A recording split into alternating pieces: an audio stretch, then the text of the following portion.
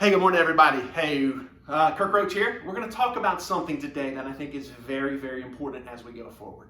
We're going to talk about prospecting and getting really fanatical about it. It's some important stuff today, so I may refer to some notes because there's some things I don't want to miss, because this is vital as we begin to go forward, potentially now as we head into that all-important Q4. So we talk about the four cornerstones, right? And how we know that two of them get our mind right as far as attitude and accountability, and two of them get our actions right, perseverance and habit. And when it comes to perseverance and habit, they are very, very important, and we've got to put them to action in something that's very important to us, and that's prospecting, right? It's got to become that daily event of things that we do, and we focus on it every single day. Now, again, you may have some sports stuff, but take a look at this, right? Some things just don't look right. Like a knee, it really shouldn't bend like that. It definitely shouldn't bend forward like this. Ankles, they're not supposed to point up like that. And legs, when they break, it just doesn't look good. And these are all very bad. And then there's some times where your feelings get hurt in football. So as you know, I was very lucky, and I got to play at football at all levels. And here's what I know. I saw some very gruesome injuries. I saw some simple injuries, sprained ankles, things like that. But I saw a lot of broken legs. I saw a lot of dislocations, a lot of bad things. And guess what happens? Regardless as to what happens, there's one thing they do on the sidelines immediately. They put ice on it, because they know that it helps with healing. It helps eliminate the swelling. It helps eliminate the pain. And it absolutely promotes that healing process, which is very important. So regardless as to how serious it is, they put ice on it. Well, in sales, we put ice on it too, right? When things go bad, there's something we can do that fixes everything, and it's called prospecting. And we want to get fanatical about it. We want to be relentless, unyielding, obsessive about prospecting, because it cures everything. So we're going to do a piece today. This is going to be part one. I'm going to do 3 parts to this because it's very, very important. The reason I love prospecting is because we want to do something today that our future self will say thank you. That's why we prospect. So let's dive into it a little bit.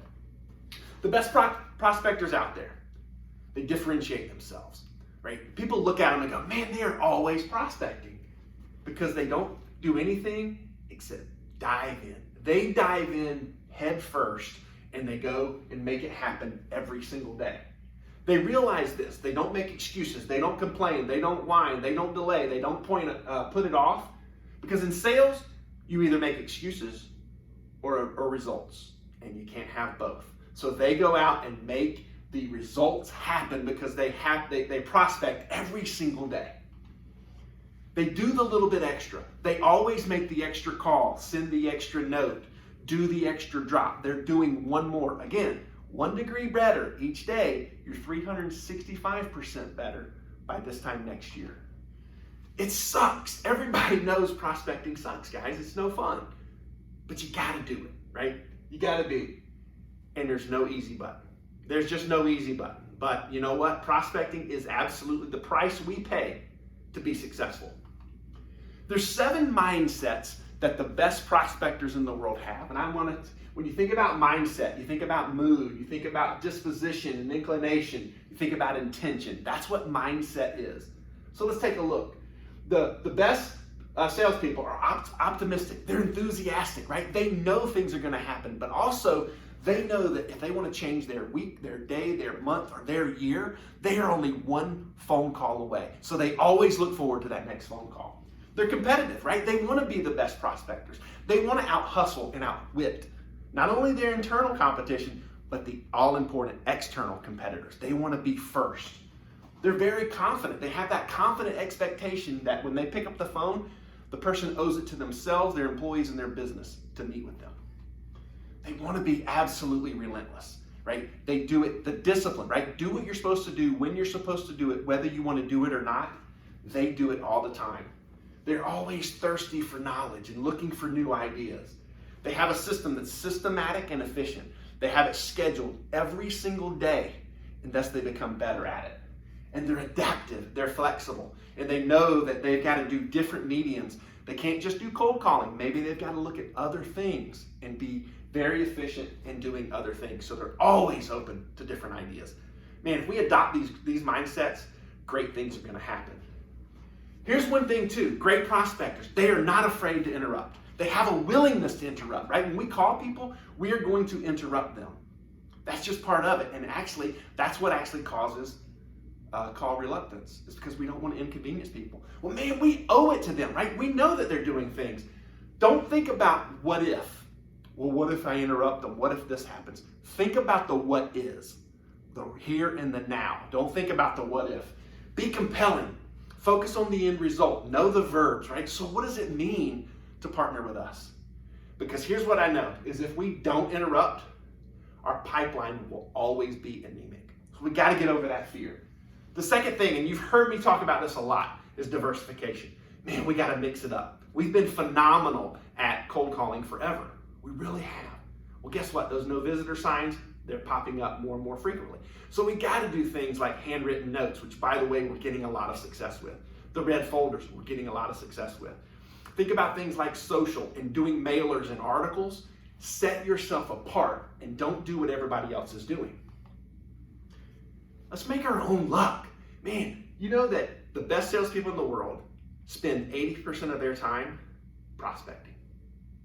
That's making your luck, right? Because there's this old thing called the 30-day rule, which means the things you do in the next 30 days will impact your results for the next 90 days. So what you put off today is going to impact you in that all-important Q4. So make our luck, right? That's why if you think about it, great quarters, like when you have a great quarter, sometimes it's followed by a not so great quarter. Because when you have a great quarter, you focus on all of that stuff to implement, and you forget about that daily discipline of prospecting, and then it affects the next quarter. So prospect consistently, right? It's all about timing, right? And when we do it consistently, we find the right person, the right time, and the right message, which is everything. I always tell people, the more hands you shake, the more money you make. So meet people, always be prospecting. And then again, right, I get it. Maybe we can't shake hands. But Travis Turner showed us a few months ago the virtual handshake, sending a video out and do the virtual handshake, right? Reaching out, being creative, and doing the things a little bit different. Know your numbers. We talked about this in the pipeline. Know your numbers. Know what you're good at. Are you efficient? In other words, are you doing different mediums to get opportunities? And then how effective are you, right? When you do your cold calls, your mailers, your drops, and things like that, how many NPAs are you having? And by the way, how many of those NPAs are going to closes? Know your numbers, guys, right? Track your calls, track everything so that you know your numbers. And I have a pretty good example of this, and this is a humbling thing, but as you may know, right, I've had 4 knee surgeries. So for the last 15 or so years, I've been an avid walker. And in fact, when I started, I walked every single day for an hour. I walked every single day for an hour. And guess what? I didn't get results. This is funny. Yeah, this is me. This is me, my 40th birthday. It's 275 pounds. I was a hefty fella, boy. I was jolly, but I was hefty. Here it was. I was walking an hour a day. And I was like, why am I not losing weight? I'm actually gaining weight. Walking an hour a day. I thought I was working hard, thought I was doing the right things, but I wasn't tracking my number. So I bought one of these little things. Again, it's on my phone now, I get it. But 15 years ago, this is my 40th birthday, by the way. Holy cow. So I bought a pedometer, and guess what I found out? The first night I put it on, I did 2.5 miles in an hour. I wasn't walking. I was strolling around the neighborhood. That's why I wasn't losing weight, is because I thought I was working hard by doing this. But when I started tracking my number, I was only doing 2.5 miles in an hour. Then I worked it up, and I started doing 3.5, 4. I now do about 4.5 miles in an hour, so I'm doing 13.5 minute miles, and you can laugh, I get it. But go out and try to do 4 miles in an hour. You'll be winded if you're only walking. But when I found my number, all of a sudden I lost 45 pounds. Now I have some ways to go. My number is 212. You probably know why, but I want to get down to 212. But I lost 45 pounds by knowing my number, and that's the important. And in sales, if we find our number, man, great things are going to happen. We got to avoid the 3 Ps. The best prospectors avoid the 3 Ps. Number 1, they procrastinate. We can't put it off. It reminds me of the old sign in the bar that says free beer tomorrow. Every day. Oh, tomorrow. No, it's free beer tomorrow. No, it's free beer tomorrow. We do the same thing. I'll prospect tomorrow. Oh, I'll prospect tomorrow. And we keep putting it off, and we never catch up to it, right? They always say that procrastination is the grave where opportunity is buried. Holy cow, that's powerful. The next thing is they worry about perfection, right? Messy success is better than perfect mediocrity. Don't wait for the situation and the timing to be perfect before you start prospecting. I saw this, and so I wanted to add it in here. It says, in life, if you wait until you're ready, that's a terrible thing. I have this feeling now that actually no one is ever ready to do anything. There's almost no such thing as being ready. There's only now, and you may as well do it now. Generally speaking, now is as good a time as any. And what a great message for prospecting. We're never really ready. We just got to jump in and we got to do it. Their third P is paralysis, right? And this is where call reluctance comes in, right? Well, what if they say this or what if they do that? Again, focus on the what is, not the what if. And let that call reluctance, right? Just pick up the phone. The more we do it, the better we'll get, the more effective we will, the more success we'll have, the more money we'll make, and I promise you that. The best way to eliminate the 3 Ps, focus on the next call. Everything is about the next call, right? Put your best effort, your mindset, be willing to interrupt, make your luck, and make the next call the best call. We're always one call away, guys. That's all we are. The next time we'll talk part 2, we'll move into a few additional things. But I hope this was beneficial, guys. As we become better prospectors, we are going to be so successful. But it's got to be that habit, right? We got to do the little things, and we got to be passionate about it. Thanks, guys. I appreciate it.